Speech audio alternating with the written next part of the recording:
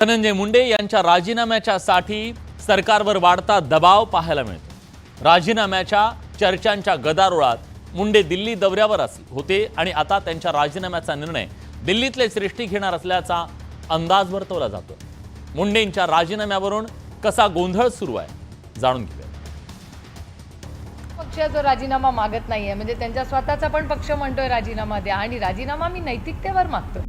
अजित पवार गटाचे ते मंत्री आहेत, खुलासा देण्यासाठी दिल्लीत जातोय, ही महाराष्ट्राची अवस्था आहे। मी एखाद्या पक्षात जर काम करत असेल आणि 50 दिवस माझ्यामुळे रोज पक्षाची हेडलाईन होत असेल ना, पहिल्याच दिवशी पक्षाला सांगितलं असतं हा माझा राजीनामा। मी दोषी आहे का नाही या बाबतीत माननीय मुख्यमंत्री, माननीय उपमुख्यमंत्री हे सांगू शकतील ना। राष्ट्रवादीचे नेते आणि मंत्री धनंजय मुंडेंच्या राजीनाम्यासाठी दबाव वाढलाय। एकीकडे राजीनाम्याच्या चर्चांनी जोर धरलेला असतानाच वेगानं राजकीय घडामोडी सुद्धा घडतात। बुधवारी धनंजय मुंडे आणि राज्याचे मुख्यमंत्री देवेंद्र फडणवीस दोघेही दिल्लीत दाखल झाले। या राजकीय योगायोगाचीही चांगलीच चर्चा झाली। अशातच गेल्या काही दिवसांपासून राज्यातल्या विरोधकांनी मिशन धनंजय मुंडे राजीनामा अधिक तीव्र केलाय। या राजीनाम्यावरनं धनंजय यांच्या जुन्या सहकारी सुप्रिया सुळेंनी तर थेट नैतिकतेच्या मुद्द्यावर बोट ठेवलं।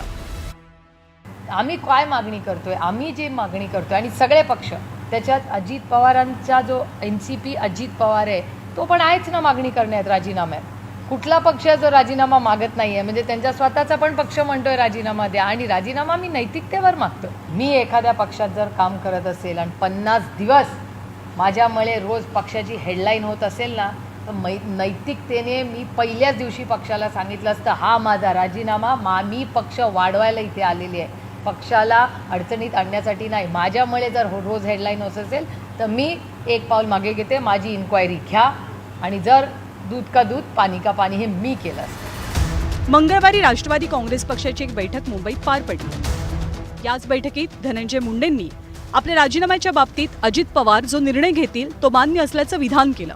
जर राजीनामा मागितला तर आपण तो द्यायला तयार असल्याची भूमिका सुद्धा त्यांनी स्पष्ट केल्याचं कळतंय। तर अंजली दमानी यांनी घेतलेली भेट आणि सादर केलेली कागदपत्र याची माहिती अजित पवारांनी सुद्धा या बैठकीत दिली। दमानी यांनी दिलेली कागदपत्र मुख्यमंत्र्यांकडे दिल्याचं अजित पवारांनी सांगितलं।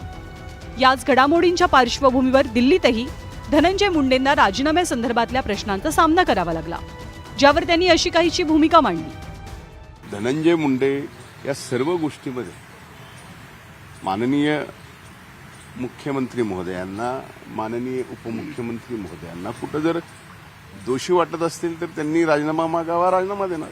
पण विषय फक्त हा काढून राजीनाम्याचा होत असेल तर या बाबतीमध्ये मी दोषी आहे का नाही या बाबतीत माननीय मुख्यमंत्री, माननीय उपमुख्यमंत्री हे सांगू शकतील ना। खरं तर धनंजय मुंडेंच्या राजीनाम्याचं प्रकरण आता भाजप पक्षश्रेष्ठींच्या दरबारी असल्याची राजकीय वर्तुळात चर्चा आहे। याच पार्श्वभूमीवर धनंजय मुंडे केंद्रीय गृहमंत्री अमित शहा आणि राष्ट्रवादीचे नेते प्रफुल्ल पटेलांनाही भेटणार का याबद्दल राजकीय अंदाज बांधले जात आहेत। तर राष्ट्रवादीचे मंत्री दिल्ली समोर हतबल झाल्याची टीका विरोधकांकडून करण्यात येते।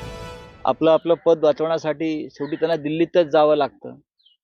अजित पवार गटाचे ते मंत्री आहेत, पण खुलासा द्यायला कुठे जावं लागतंय तर दिल्लीमध्ये अमित शहाकडे। त्यांच्या पक्षाचे राष्ट्रीय अध्यक्ष मुंबईत आहेत किंवा बारामतीत आहेत किंवा पुण्यात आहेत बसलेले, पण त्यांचा पक्षाचा मंत्री खुलासा देण्यासाठी दिल्लीत जातोय, ही महाराष्ट्राची अवस्था आहे।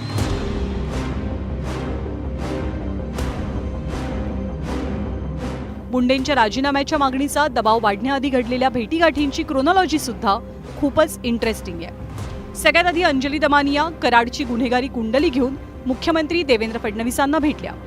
सोमवारी अंजली दमानी यांनी उपमुख्यमंत्री अजित पवारांची भेट घेतली आणि कराड विरोधातले पुरावे दिले। तर पवार आणि दमानी यांच्या भेटीनंतर धनंजय मुंडेंनी अजितदादा आणि देवेंद्र फडणवीस दोघांची भेट घेतली आणि यानंतर त्यांनी दिलेली प्रतिक्रिया चांगलीच गाजली। ज्या वेळेस व्यक्तिगत तुमच्यावर कुठलेही खोटे आरोप होतात डायरेक्ट तुमच्यावर, आणि तुम्हाला जर लहान मुलं असेल आणि ती जर तिसरीला शाळेत जात असेल ना, तर त्या मुलीला तिच्या मित्र आणि मैत्रिणी काय म्हणत असतील याचा विचार करा। संतोष देशमुख हत्या प्रकरणी धनंजय मुंडेंच्या विरोधातही विरोधकांनी रान उठवलंय। त्यांच्या पालकमंत्रीपदाला विरोध केला आणि आता राजीनाम्याची मागणी तीव्र झाली आहे. या पार्श्वभूमीवर आगामी काळात धनंजय मुंडे मंत्रिमंडळात राहणार की जाणार हे पाहणं महत्त्वाचं असेल. Bureau report, news 18 Lokmat.